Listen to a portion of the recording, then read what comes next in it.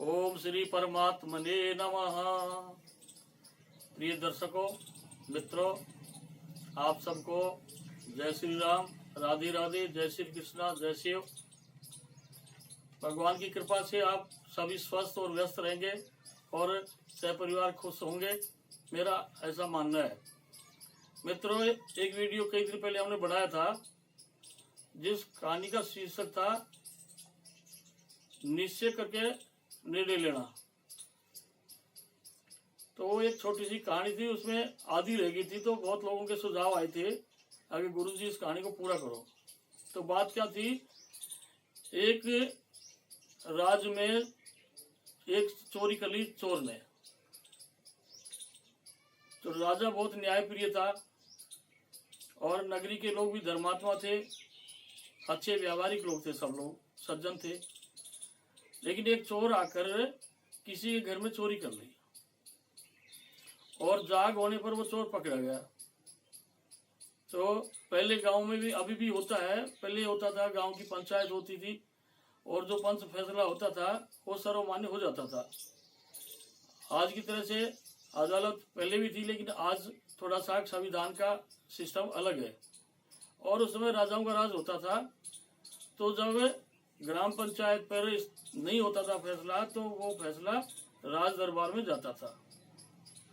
तो हुआ कुछ ऐसा, उस चोर को लोगों ने पकड़ लिया और पकड़कर राज दरबार में ले गए और दरबारियों ने उस चोर को राजा के सामने पेश कर दिया और राजा को सारी कहानी बताई कि इसने किसी के घर में चोरी की और सारा माल इसने निकाल लिया है। तो राजा ने अपने मंत्रियों को, वजीरों से सलाह कर आगे इसको सजा क्या देनी चाहिए। तो चोर से पूछा, भाई आपने चोरी करी? कि महाराज चोरी करी। क्योंकि कि मेरी आवश्यकता की पूर्ति नहीं हो रही थी, इसलिए मैं चोरी करी। तो चोरी करना पाप है, शास्त्रों में निषेध है। झूठ बोलना पाप है, निषेध है। तो इसी तरह से राजा ने कहा, भाई आपने चोरी तो करी, लेकिन इस अपराध का जो सजा है वो आपको ही भोगना पड़ेगा। तो उन्होंने कहा, महाराज ठीक है, आप जो भी सजा देंगे मैं सहर्ष उसको भोगूंगा।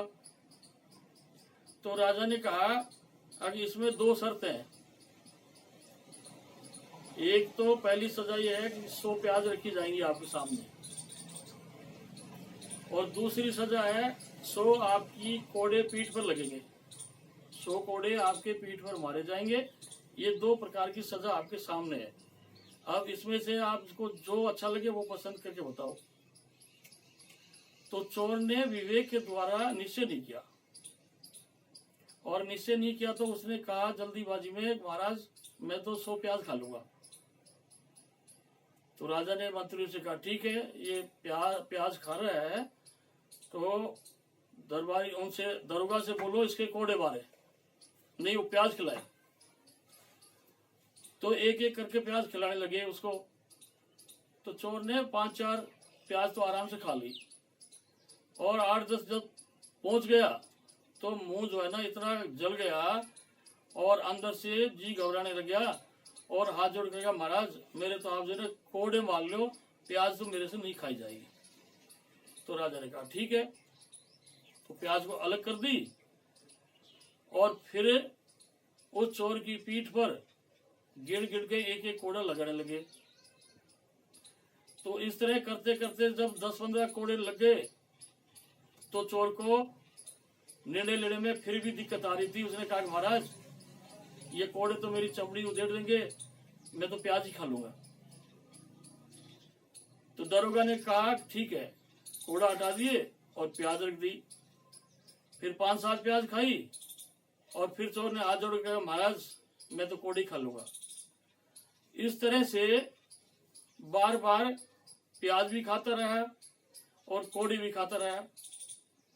तो इस कहानी के माध्यम से मैं बताना चाहता हूं, अगर जीवन में कोई निर्णय लेते हो, किसी भी प्रकार का निर्णय लेते हो, क्योंकि ये जीवन एक सफर है, ये कोई मजाक नहीं है। ये तो एक इतना सुंदर सफर है, अगर इसको जितना अच्छा आरामदायक बना सकते हैं। लेकिन निर्णय लेते समय हमको ध्यान देना होगा कि हमारा निर्णय गलत तो नहीं है। अब इस कहानी के अंदर चोर ने वो प्याज भी खाई है और 100 कोड़े भी खाए हैं, तो दोनों ही सजा भोग ली। तो हम भी कई बार अविवेक के द्वारा इस तरह के कार्य कर बैठते हैं, जिससे धन का नुकसान भी होता है, शरीर का नुकसान भी होता है और मन का नुकसान भी होता है।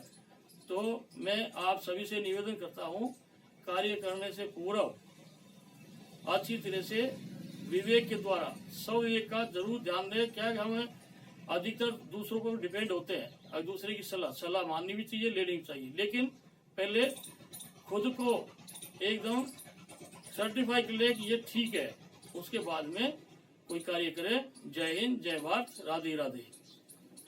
कितने मिनट हो गए?